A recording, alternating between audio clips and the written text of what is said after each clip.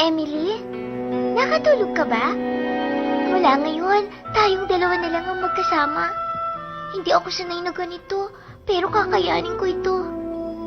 Ayan, tingnan mo, Emily.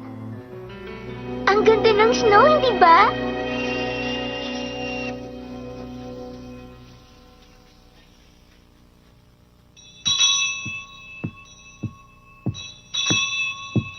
Mga bata, oras na para gumising.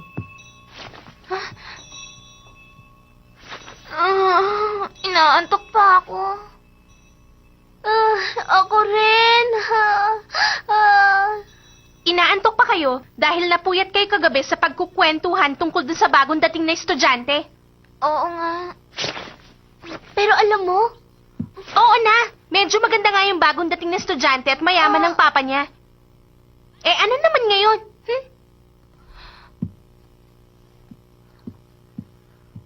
Hoy, Ermengarde! Gumising ka na nga!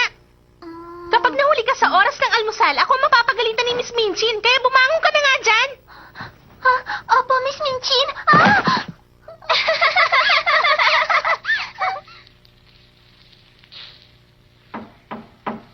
Tuloy, bukas yan. Kumusta, Miss Sarah? Magandang umaga. Magandang umaga. Nakatulog ka ba ng maayos? Opo, pero sandali lang. Nagdala ako ng tubig para makapaghilamos ka. Tutulungan na rin kitang magpalit ng damit. Maraming salamat, Mariette.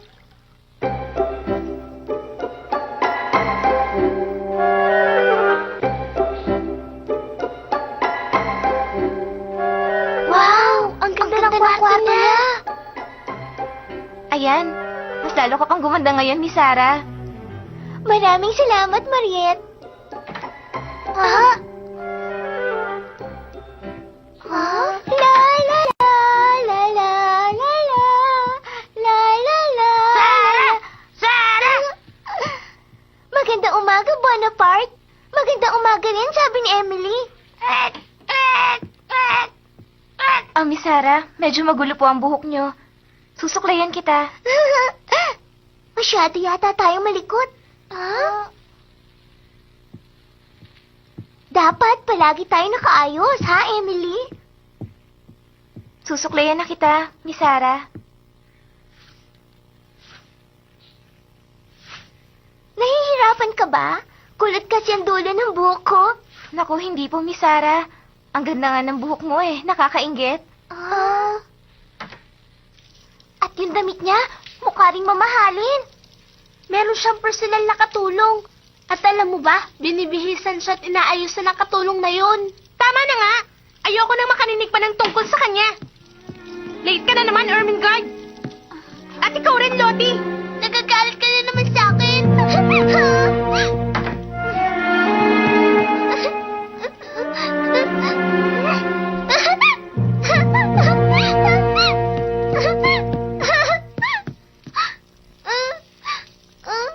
Mapapagalitan si Lavinia dahil palagi na lang kayong nahuhuli. Nakakainis na kayo. Termi na lang kayong nahuhuli. Gusto niyo ba talaga akong mapagalitan?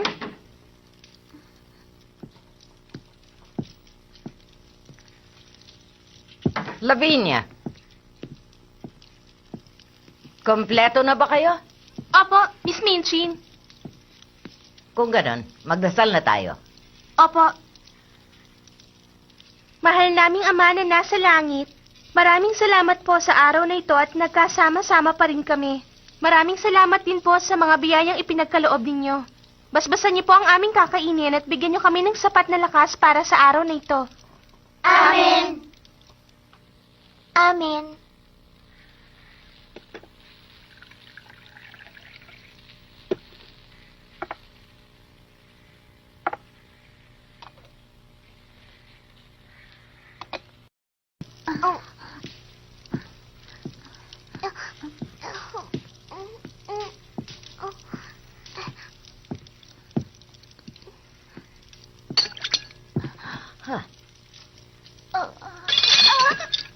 Ermengarde, hindi dapat pinatutunog ang kubyertos.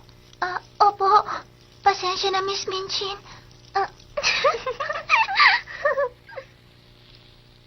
Pinagalitan nga pala ako ni Miss Minchin kanina. Ha?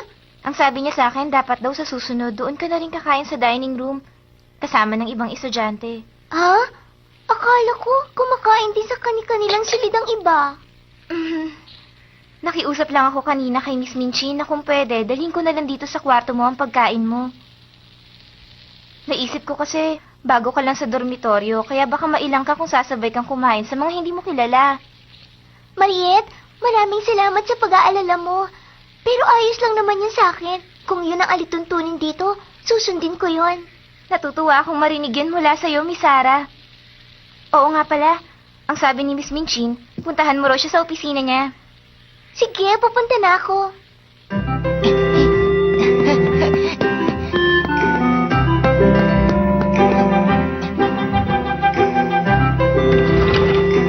Magandang umaga, Jump! Ininaw ka ba, ha? Ang lamig kagabi, hindi ba? Oh, ito, para sa'yo yan, ha? Natutuwa ako't pinagsisilbihan natin si Miss Sarah. Basta, pagbutihin natin ang trabaho natin, ha? Para hindi niya pagsisihan ang pagtanggap niya sa atin. Ayan, Emily. Pasensya ka na, pero kailangan ko lumabas ngayon. Basahin mo nilang muna ang librong yan habang wala ako dito. Miss Sarah, kinakausap mo ba ang manika mo? Shh! Alam mo kasi, naririnig at naiintindihan tayo ni Emily. Pero ayaw niya yung ipaalam sa ibang tao. Sarah! Sarah! Tingnan mo si Bonaparte, siya nga nakapagsasalita pa.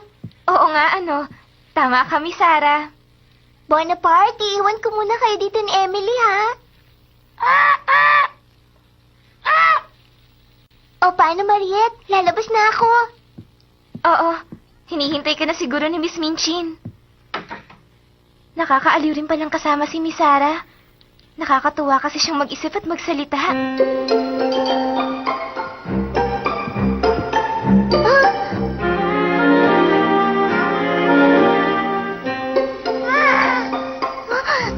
Pasensya ka na, pero kailangan ko nang puntahan si Miss Minchin. Huwag kang magalit. Pwede ba tayong maging magkaibigan?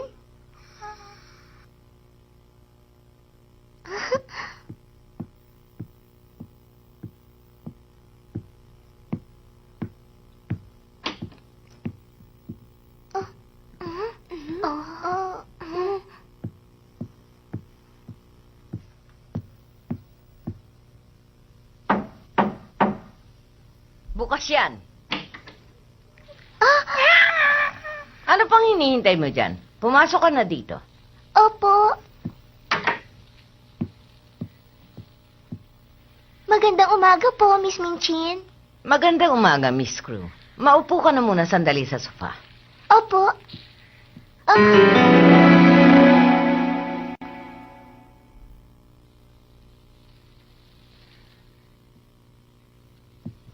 Binabati kita. Estudyante ka na ngayon dito sa aming respetadong paaralan. Ang ibig sabihin, kailangan mong mag-aral ng mabuti at kumilos ng tama. Matututunan mo dito ang tamang pag-uugali at pananalita. Opo, naiintindihan ko po. Magaling. Yan nga, mabuti at marunong kang sumagot ng tama.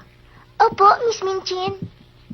Sige, umupo ka, Miss Crew. Opo.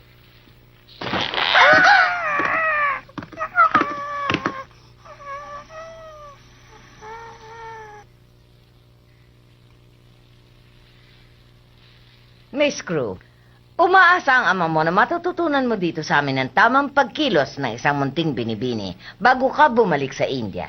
Pero habang nandito ka pa, susundin mo ang lahat ng alituntunin ng aming dormitoryo. Opo, naiintindihan ko. Kailangan kang maging magalang. Alam ko po, Miss Minchin. At magpapaalam ka kapag lalabas ka. Opo, Miss Minchin. Bawal tumakbo sa pasilyo. Opo, Miss Minchin. At bawal magreklamo tungkol sa pagkain. Opo, Miss Minchin.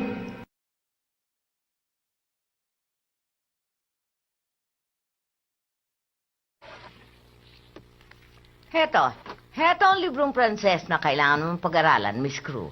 Pumunta ka sa silid-aralan at maghanap ka ng bakanting upuan. Opo, Miss Minchin.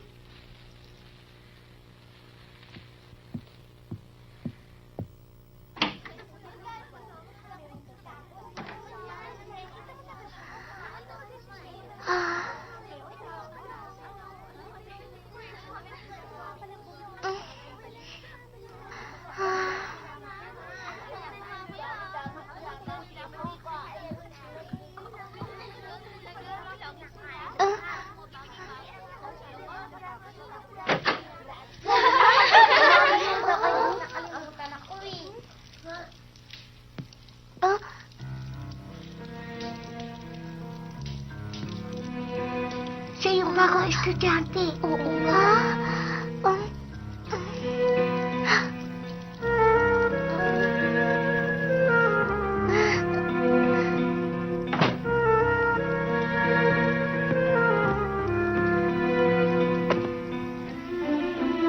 Gertrude, tingnan mo. Yung mga paa niya, ang liliit, hindi ba? At yung mga binti niya, parang binti ng manika.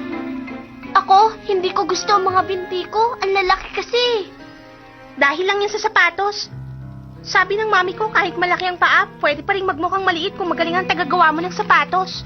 At tingnan mo, ang ganda ng buhok niya. Parang napakalambot, hindi ba? Ako, ayoko nitong kulot kong buhok. Ang hirap-hirap nitong sukliin sa umaga. Pinaayos niya lang yan sa personal niyang katulong. Ordinaryo lang ang buhok niya. Kapag nilapitan niya siya, malalaman yung hindi yun masyadong maganda. Oh? Ha?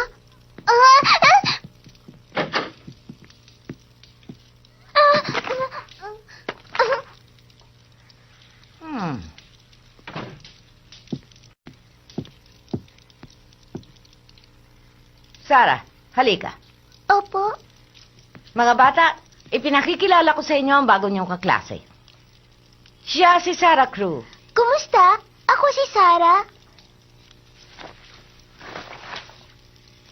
Lavinia, pa, ituro mo dito kung nasa ng India. Opo.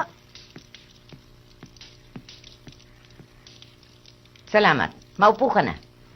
Para magkaroon ng isang magandang edukasyon, mula dito sa India, patungo dito sa London, ay tinawid nila ang Cape of Good Hope, sakay ng isang barko. Ha? Hindi ba, Miss Sarah Crew? Bakit? Anong problema? Kasi po, sa Mediterranean Sea po dumaan ang barkong sinakyan namin. Hindi na importante kung saan. Ngayon, mga bata, gusto kong pakisamahan yung mabuti si Miss Crew. Opo! Maaari ka nang bumalik sa upuan mo. Sarah, tinignan mo ba yung librong Pranses na ibinigay ko sa'yo? Opo. Magaling. Gusto kong malaman mo na pinahahalagahan ng eskwelahang ito ang pag-aaral ng Pranses. Ang pagkakaalam ko, magaling din sa Pranses ang iyong ama, hindi ba? Po? Bakit, Miss Crew? Ano problema? Kasi po, ang totoo, hindi pa po ako nagkaroon ng formal na pag-aaral ng Pranses, pero... Ha? Ano ba ang problema, Sarah? Bakit parang bigla ka yatang kinabahan? Huwag ka mag-alala, naintindihan naman kita. Walang dapat na ikahiya. Dahil normal lang sa mga batang kasing edad mo na mahirapan sa pag-aaral ng Pranses, lalo na sa batang tulad mo na lumaki sa ibang bansa. Po? Pero... Hindi bale, mag-aral ka nilang mabuti. Huwag ka mag-alala, tutulungan ka naman ni Monsieur Defarge. Balang araw, magiging magaling ka rin sa pagsasalita ng Pranses. Sa madaling salita, kung gusto mong matuto at maging magaling sa isang lengguwahe, kailangan mong magsikap at maging matyaga sa pag-aaral. Naintindihan mo ba ako, Miss Crew? Ngayon, susunduin ko muna si Monsieur Defarge. Basahin niyo na muna ang mga libro niyo.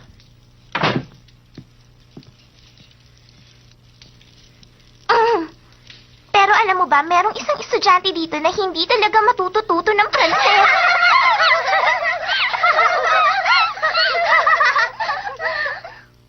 Sarah, ipapakilala ko sa iyo ang isang kaklase natin na napakabagal matuto at nagbibigay ng kahihiyan kay Miss Minchin, si Ermengarde.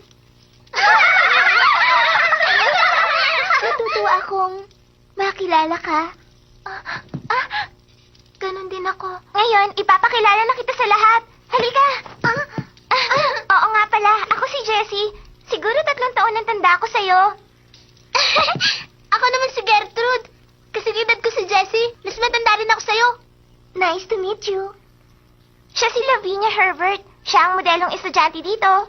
At may minahalan lang sa Amerika ang papa niya. Kumusta, Lavinia? Ako na magpapakilala sa iba nating kaklase. Si Dol sila. Ang papa niya ay director ng isang minahan ng uling. Siya si Linda. Ang papa niya ay chief engineer sa isang railway company. Siya naman si Christine. Mula siya sa Manchester. Si Diana, isa sa matatalino dito. Si Jennifer, ang pinakamakulit sa klase.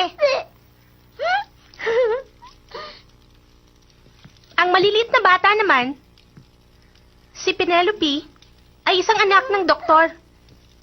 At siya naman si Jane, ang papa niya ay superintendent sa factory.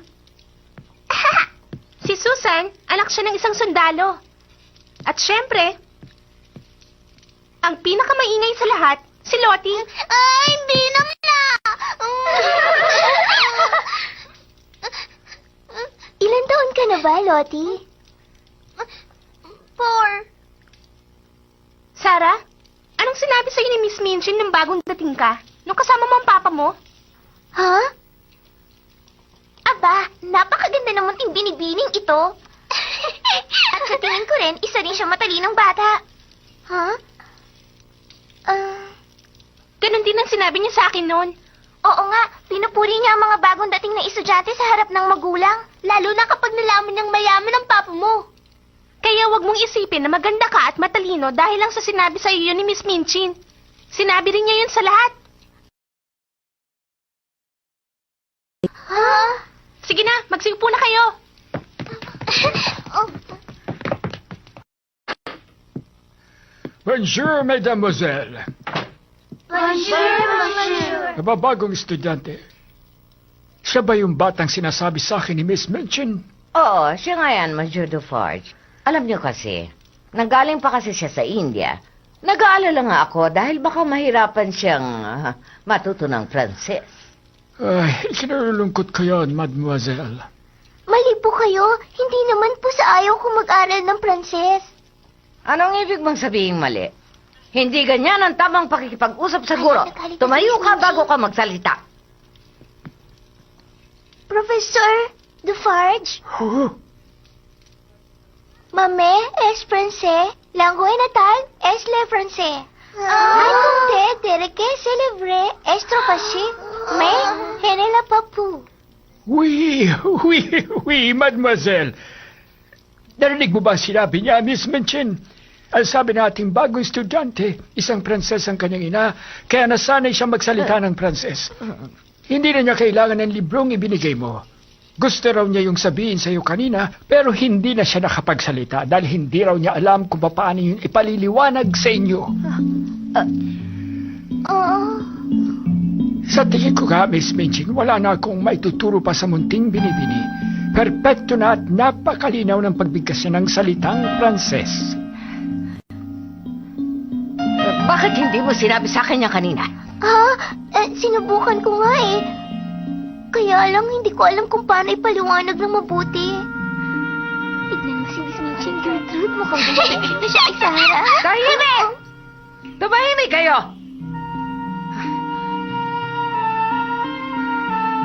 Miss Crew, hindi kita mapapatawad sa ginawa mo. Napahiya ako dahil hindi mo agad sinabi ang totoo. Ikaw lang ang uminsulto sa akin ng ganito.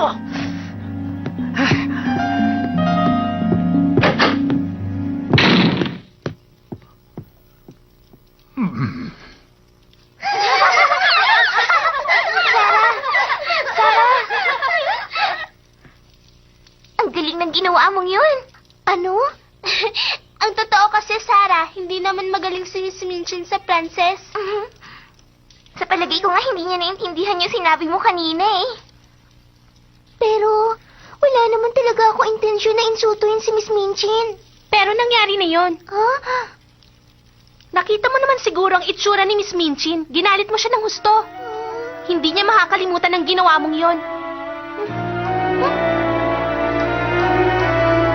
Sarah! Sarah! Bumalik ka na sa iyong upuan. Opo. Sa tingin ko, ang dapat kong ituro sa iyo ay kung paano mawawala ang galing mo sa Pranses.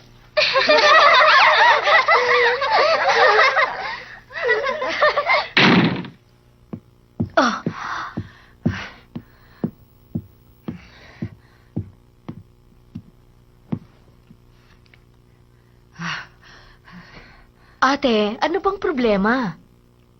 Wala kang pakialam. Pero ate, masakit bang ulo mo?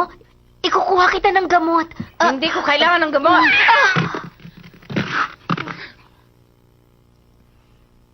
Kailangan bantayan at maturuan ng leksyon ng batang yan. Ha? Si Sarah Crew. Ang batang yun, masyado yata siyang na-spoil ng kanyang ama. Wala siyang pakialam kung makasakit siya ng damdamin ng iba. Pero sa tingin ko ate, mukha namang mabait si Sarah Crew. At ang sabi mo pa nga, isa siyang espesyal na estudyante sa ating paaralan. Oo, alam ko yan. Pero kailangan nating bantayan at turuan ng mabuti ang batang yun para mabago ang ugali niya.